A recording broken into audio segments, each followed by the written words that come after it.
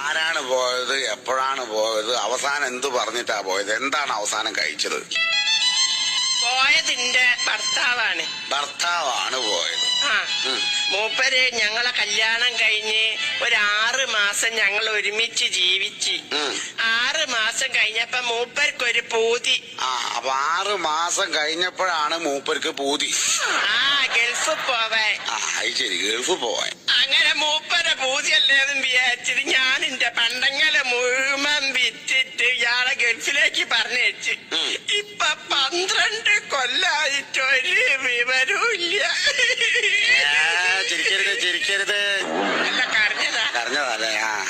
എന്തൊരാളാണ്ട് ഈ മുത്തു പോലത്തെ പെൺകുട്ടീനെ 6 മാസം കൂടെ ഈ കഴിഞ്ഞിട്ട് ഓള സ്വർണ്ണമൊക്കെ വാങ്ങി ഇയാണ്ട് ദുബായി പോയി. ദുബായിലല്ലേ പോയത്?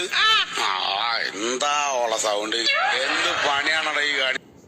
ഞാൻ ചോദിച്ചത് ശരിക്കും പറഞ്ഞാൽ അതല്ല, ഈ വൈക്കം മുഹമ്മദ് ബഷീറിന്റെ പൂവമ്പഴം എനിക്ക് അയാളെ വലിയ താല്പര്യം. എന്താ എന്റെ മോനെ, ഇത്രയും കിബിറുള്ള അഹങ്കാരമുള്ള ഒരു കഥാകൃത്തിനെ ഞാൻ കണ്ടിട്ടില്ല. അല്ല അയാള് എഴുതിയത് കണ്ടില്ലേ? എന്റെ ഉപ്പുപ്പാക്ക് ഒരു ആന ഉണ്ടായിരുന്നു എന്ന്. നമ്മുടെ വീടുകളിൽ പലതും ഉണ്ടാവും. അതൊക്കെ ഉണ്ടായിരുന്നു എന്ന് പറഞ്ഞു നടക്കലാണോ അന്തസ്? എന്റെ വീട്ടിലെ ഒരു ജേഴ്സി പശു ഉണ്ട് കറക്കാറായത്. അതുപോലെ ഒരു ആടുണ്ട്. എന്റെ വാപ്പാക്ക് ഒരു ജീപ്പുണ്ട്. ഇതൊക്കെ ഉണ്ടായിരുന്നു എന്നും പറഞ്ഞ് നാട്ടുകാരോട് പറയലാണോ അതിന്റെ ഒരു അന്തസ്? ശരിയാണ്, ഒരു കാര്യമില്ല. അതൊക്കെ അഹങ്കാരം മോനെ, കിബിറ. താത്തയുടെ 10ാം ക്ലാസ് എങ്ങനെയായിരുന്നു? എന്റെ 10ാം ക്ലാസ് എന്നൊക്കെ പറഞ്ഞ എന്റെ മക്കളെ, ഇന്നത്തെ കാലത്തുള്ള നിങ്ങൾക്കുള്ള സൗകര്യങ്ങളൊന്നും അന്നില്ല.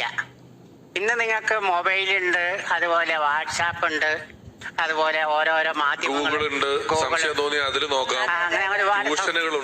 ഇതൊന്നും ഇല്ലാത്തൊരു കാലഘട്ടം. ഒന്നുമില്ലാത്തൊരു കാലഘട്ടത്തിൽ എന്തൊക്കെ പാട് കഴിച്ചാൽ ഞാനും ബീരാനിക്കും തമ്മിൽ കണ്ടിരുന്നേന്നറിയാമോ? അതല്ല, 10ാം ക്ലാസ്സിൽ പഠിക്കുമ്പോ പ്രേമിച്ചാലും അല്ല അവിടെ ചോദിച്ചത്. മാർക്ക് മോൻ എത്ര മാർക്കിനാണ് ഇത്? 1 മാർക്കിന് ഫസ്റ്റ് ക്ലാസ് കിട്ടിയത്. ഞാനൊക്കെ 10ൽ പഠിക്കുമ്പോ 210 പാസ് മാർക്ക്. പക്ഷെ 1 മാർക്കിനാണ് ഞാൻ തോറ്റുപോയത്. അയ്യോ, 209 മാർക്ക്. അല്ല, എല്ലാ വിഷയത്തിനും കൂടി 1 മാർക്ക്. അത്രേ കിട്ടിയുള്ളൂ. അവിടെ ഒരു തോർത്തുണ്ടായിരുന്നു വീരാനിക്കാക്ക് കിട്ടിയത്, കുടുംബപരമായിട്ട് കിട്ടിയ തോർത്താ. ഈ തോർത്ത് ഒരു ദിവസം വീരാനിക്ക വന്ന് നോക്കിയപ്പോ കീറിയിരിക്കണം. അപ്പൊ എന്റെ അടുത്ത് ചോദിച്ചത്, ആരാണ് ഈ തോർത്ത് കീറിയെന്ന് ചോദിച്ചു. അപ്പൊ ഞാൻ പറഞ്ഞു, കുഞ്ഞപ്പൻ കീറിയാന്ന് പറഞ്ഞു. ഇത് തന്നെ വീരാനിക്കൻ ചോദിച്ചേ, അതാരാന്ന്. പിന്നെ അത് ചോദിച്ചിട്ട് പുള്ളിയാണ് പ്രശ്നമായി. ഞാൻ പറഞ്ഞു, എന്റെ മനുഷ്യനെ ഇത് കുളിച്ചപ്പോ കുഞ്ഞപ്പൻ കീറിയാന്ന്. അപ്പൊ പുള്ളി പറയാ, ഈ കുളിക്കണ സമയത്ത് കുഞ്ഞപ്പൻ വന്ന് തോർത്ത് കീറണമെങ്കിൽ നീയും കുഞ്ഞപ്പനും തമ്മിലുള്ള ബന്ധം എന്താ? അതാണ് അറിയേണ്ടത്. അങ്ങനെ പ്രശ്നമായി. വഴക്കയുടെ മൂത്തില്ല, എന്നെ ഇടിക്കുന്നുള്ള നിലയെത്തിയപ്പോ ഞാൻ പറഞ്ഞു, എന്റെ പൊന്നു മനുഷ്യനെ ഞാൻ പറഞ്ഞുതരാം.